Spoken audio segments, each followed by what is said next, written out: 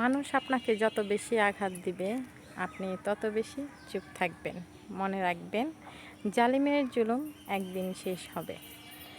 কেউ আপনার দীর্ঘশ্বাসের কারণ হবে, কেউ আপনাকে কষ্ট দেবে আর আঘাত দিবে, আর সে ভালো থাকবে, সুখে থাকবে, বিন্দাস লাইফ যাপন করবে। এটা কখনো হবে না, এটা কোনো দিনও সম্ভব না। মনে রাখবেন, একদিন সব কিছু কোনো না কোনোভাবে ফেরত আসবে। এটা হচ্ছে কারো দীর্ঘশ্বাস না, কারো অভিশাপ না, ন্যাচারাল রিভেঞ্জ বলতে একটা কথা আছে। এমন একটা সময় আসবে যে আপনাকে আঘাত দিছে, অপমান করছে, আপনাকে কষ্ট দিছে, সেও একদিন ভোগ করবে।